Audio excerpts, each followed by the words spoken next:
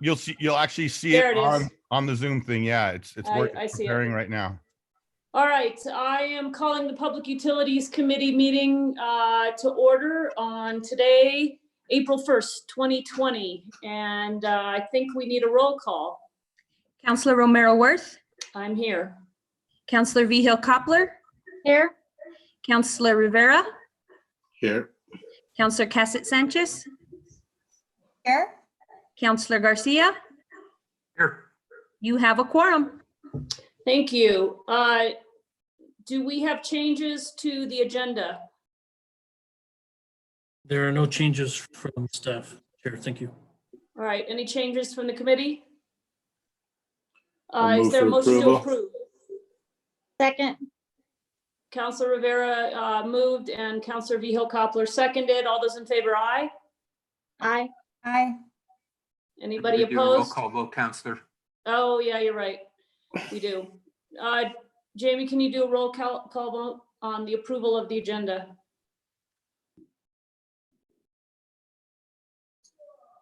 Is there any? How do So I do Jamie, this? yeah, you just go through you just go through the names. Just the way you did for roll call. Okay, do you want me to or the stenographer? I think you. Okay. Councillor Rivera, Yes. Councillor Romero Worth, Yes. Councillor Cassett Sanchez, Yes. Councillor Garcia, Yes.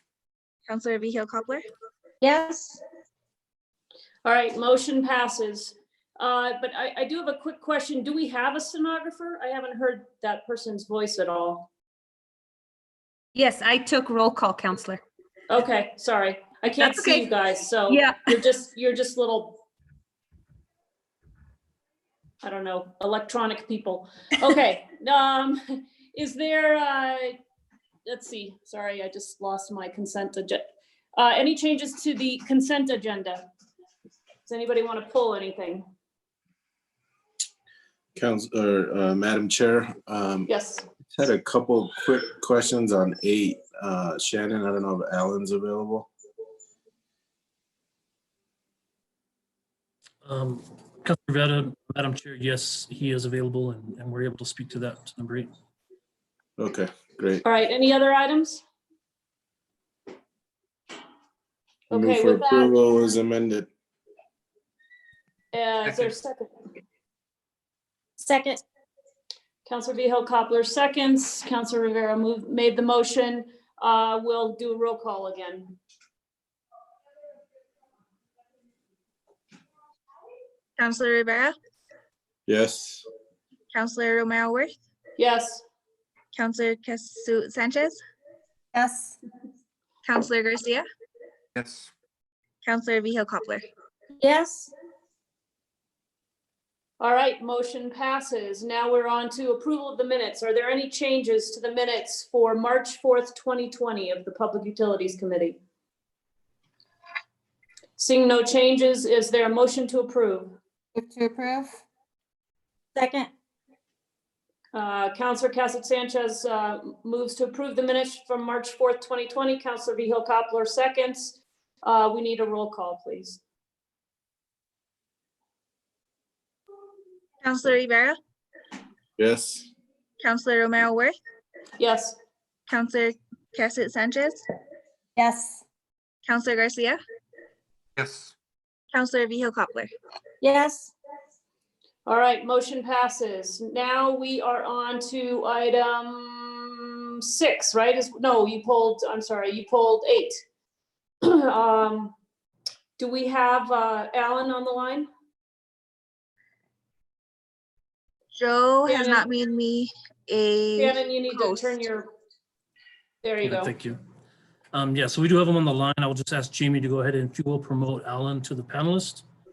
And then he can stand for any other questions. Great. Joe right now has not promoted me to be the host, so I can't promote him at this time. So Okay. Councillor Romero Worth is the host. She can promote him if she'd like. Okay, hold on. Okay, thank I you. can walk you through it, Councillor. Let's see here. All right, so I am promoting Alan. promote to panelist. Yep. All right, I think you're there. Alan, are you there? It takes a second once you're promoted. Let me do the video. I There I just am. saw him. There he is.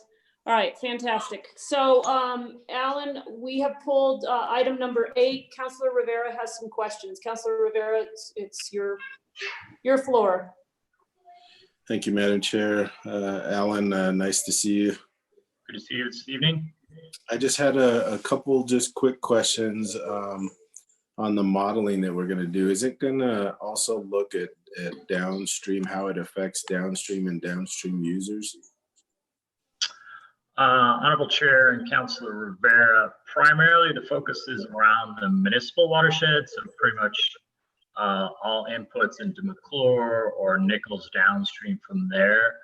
But my vision is, because we've just sort of gone through this emergency action plan with both reservoirs, McClure and Nichols, which includes inundation mapping downstream, those two will be fitting into each other. In other words, the potential threats from both the fire and then post-fire debris flow flooding would feed into the inundation mapping downstream of that.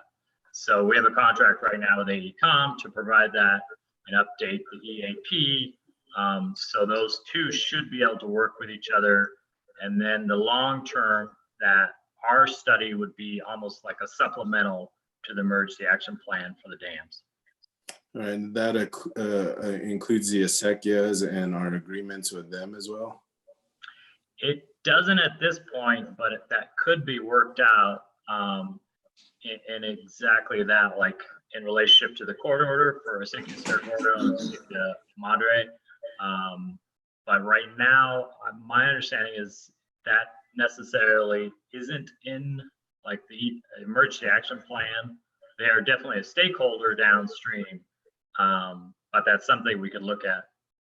Okay, and then lastly, will completion of this study and the results help us to get funding later on? Most definitely, and with the new hazard mitigation plan coming up, Kyle's definitely identified, potential funding sources, for example, through FEMA. If there is a wildfire in the Santa Fe National Forest, they provide funding, post-fire funding for sort of what's called best management practices to keep the soils stabilized. And then you can also get NRCS, which is National Resource Conservation Service funding. For example, Santa Clara, Pueblo, they were given funding through that mechanism. They were also allowed through that mechanism to pay Army Corps of Engineers to do some stabilization.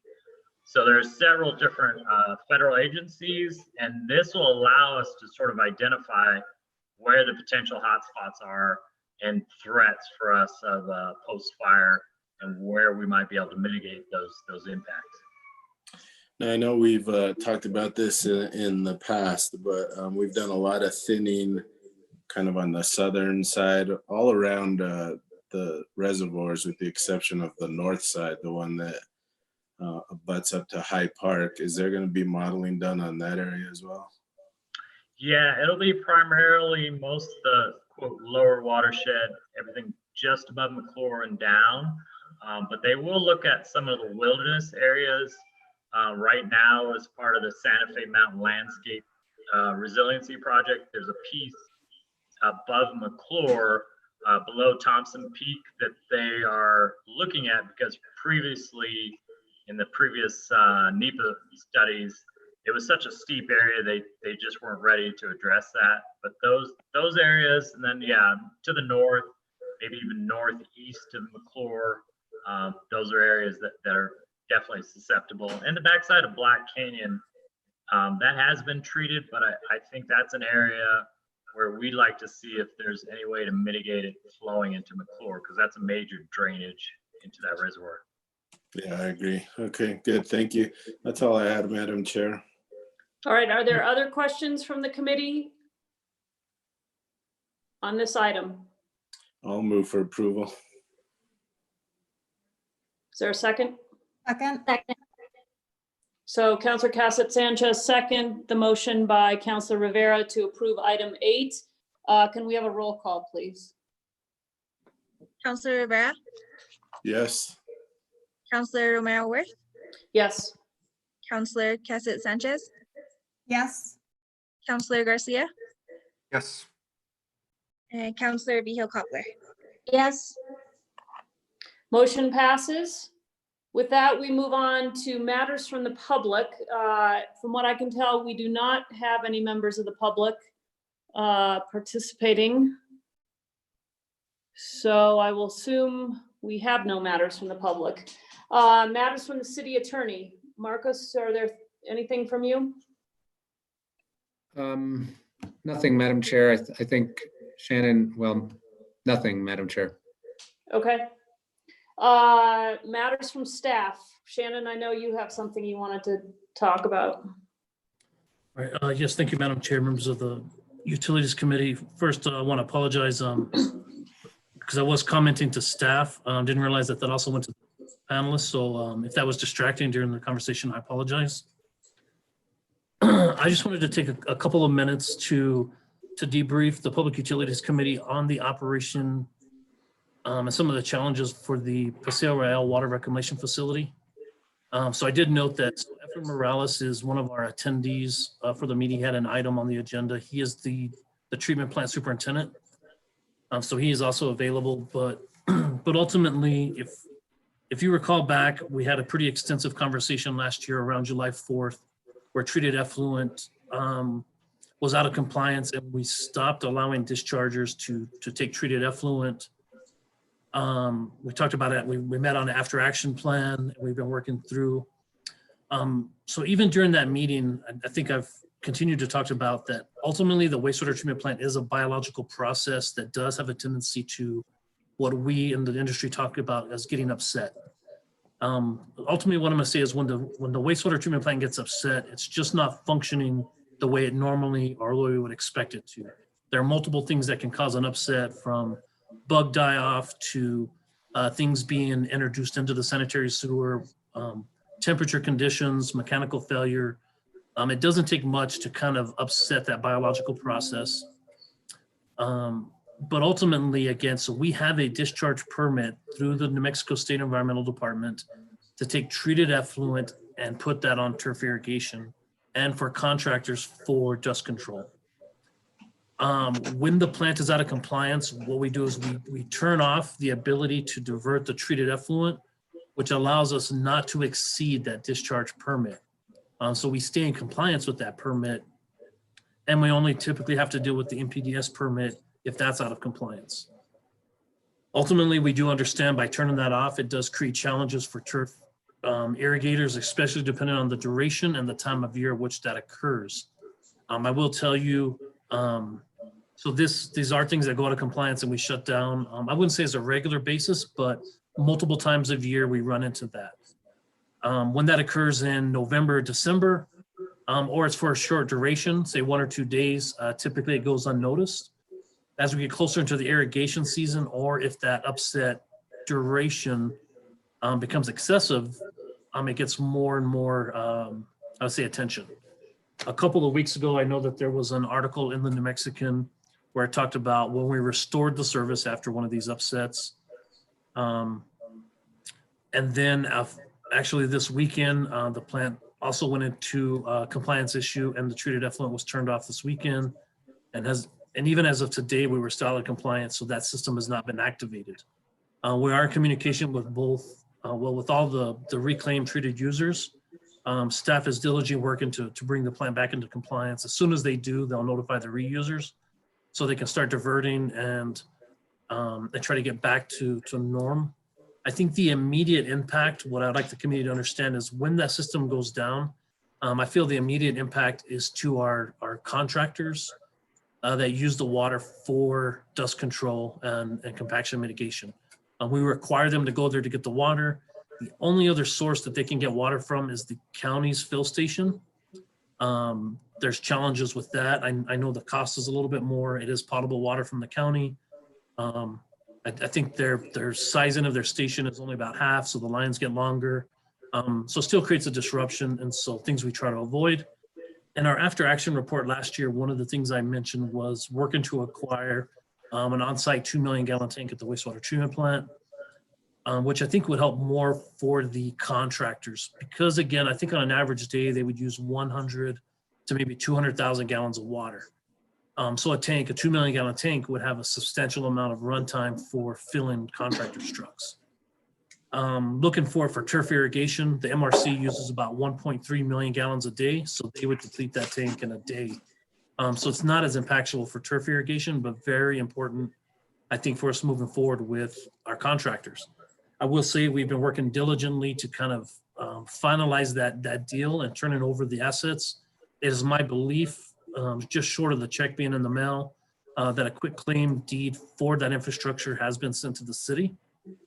So I'm expecting even within the next week that we'll be closer to finalizing ownership of the asset. It doesn't get us any closer. Again, this asset has been out of commission for about 10 years, I would say. So there's some work that has to be done. It's not, we just bought it and we can start it up.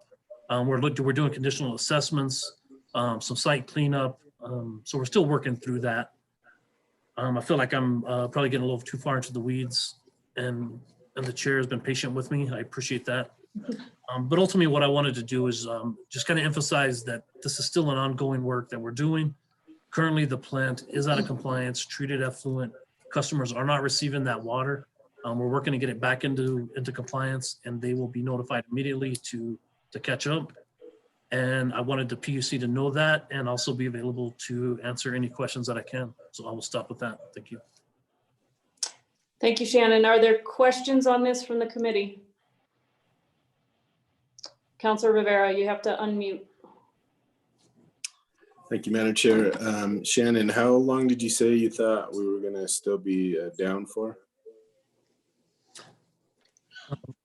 Councilor Rivera, Madam Chair, the information I received today is, so the sample that came in today was out of compliance, but it did look better than the sample yesterday, leading us to believe that I'm hoping within the next couple of days. I'm not confident enough to say that by tomorrow the sample will be good, but I will be following up about 9 o'clock in the morning to see what those results are.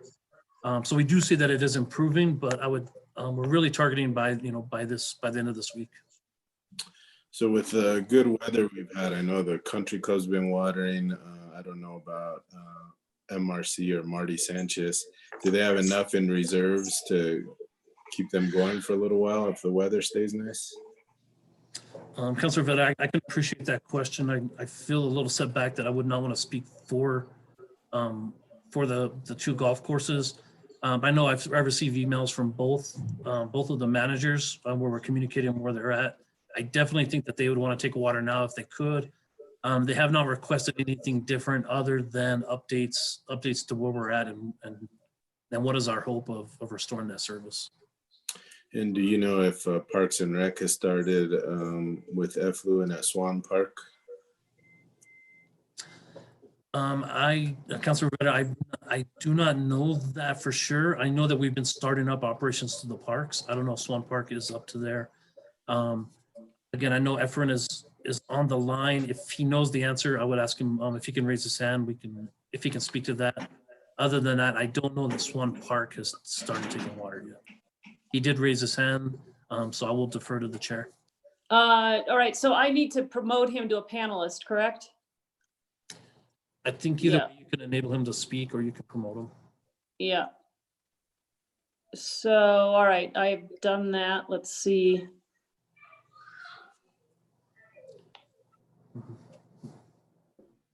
Okay. I think he's here. Are you here? Yeah, yes, Madam Chair, councilors. The Swan Park has not turned in any of the records yet, and they access to those records, and they'll inform me if they do take any effluent water, but they have not done so far. All right, and then if this is gonna continue, I assume we have the contingency plan that we had from last year, if it looks like it's gonna be much longer. Madam Chair, I'll take that question. So I think where we're at, the contingency plan, I'm gonna say I don't think I have a contingency plan. There were recommendations that we talked about in the after action plan. I will say, last year, how we addressed the situation is I came before the governing body and requested your approval to give them potable water. I will say, it was directed, like, I know for specifically for Marty Sanchez that, like it would just be the greens irrigation, right, to save the greens. And that might be something that we can accomplish. Again, Marty Sanchez, the MRC in general uses about 1.3 million gallons a day. And last year through that efforts that we were working, I was not able to give them the complete 1.3 million gallons in a day. I think we maxed out at about 700,000 is all we could provide them with where we were set up. All right, we'll hope for the best. Thank you. Other questions from the committee?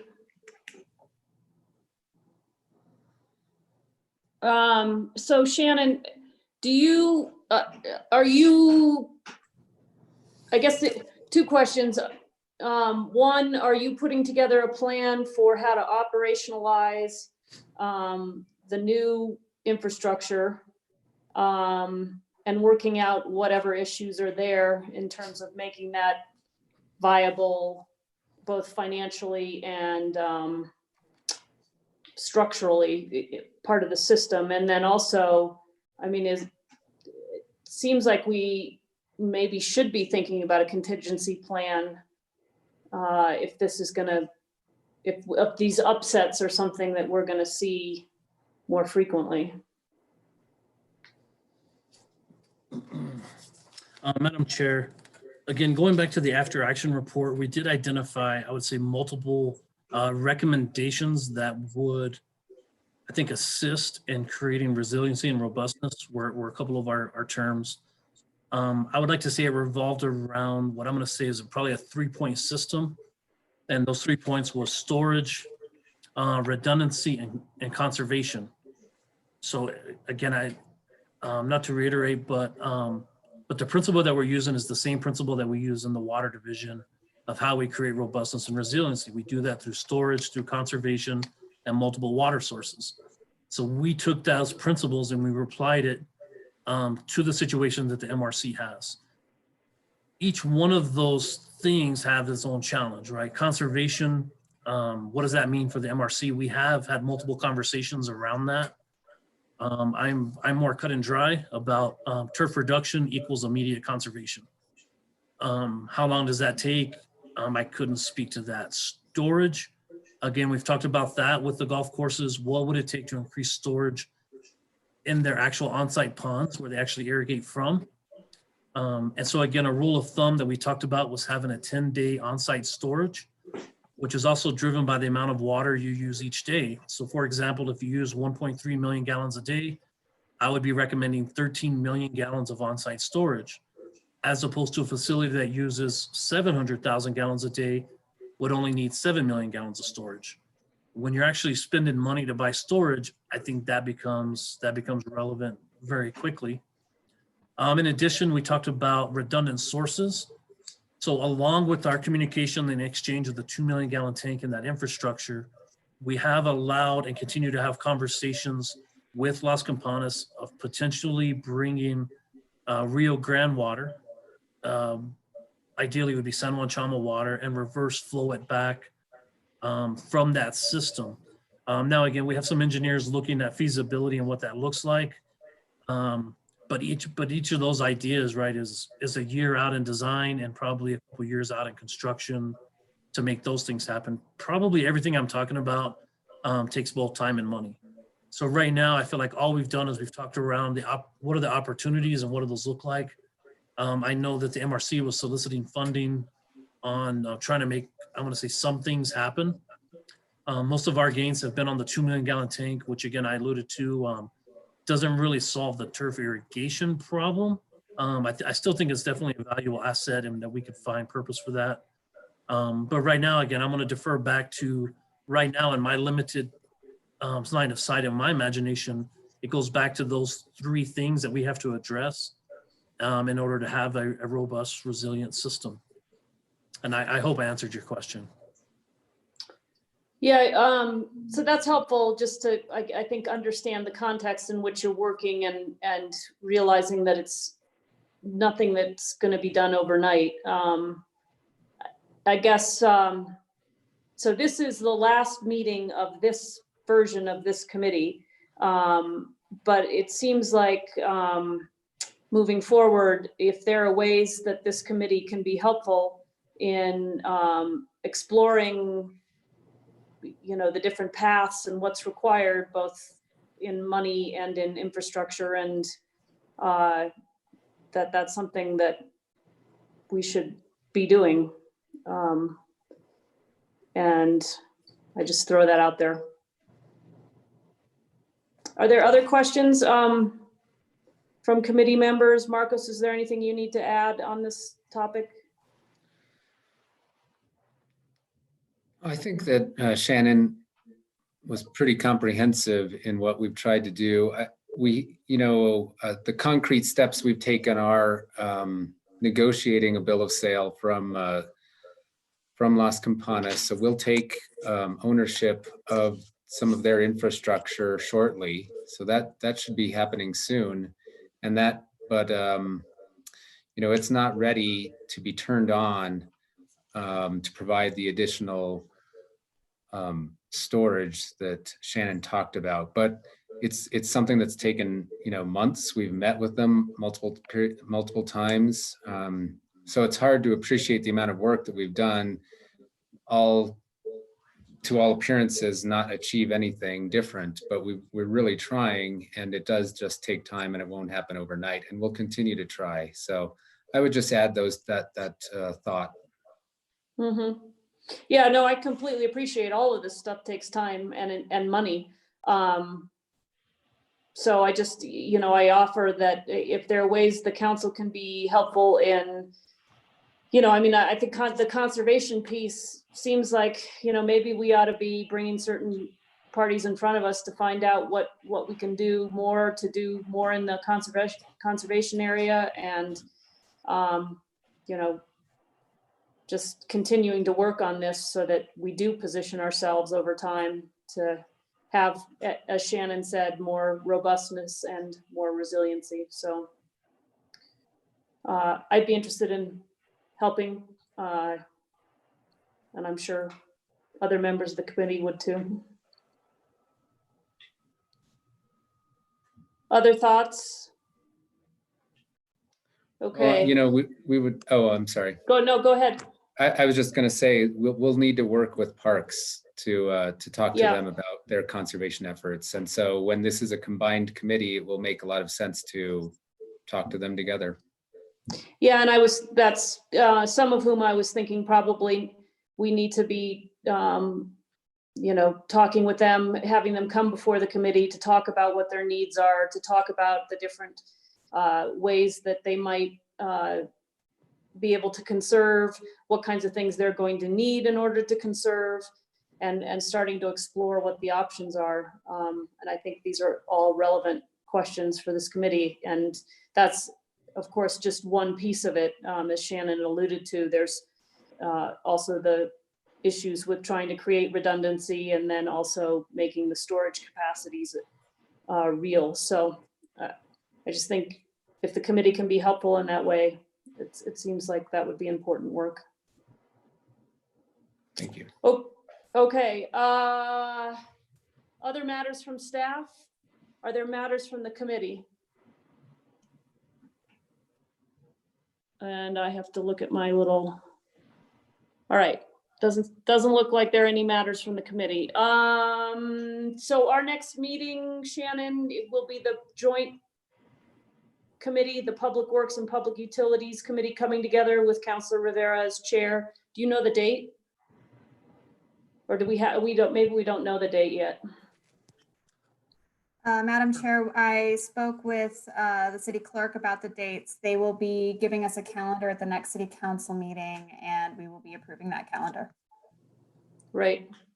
Okay. So then I think with that, we are adjourned. Thank you, everybody. Good to see you all. Stay well. You too. You too. Thank you, everybody. Good, awesome.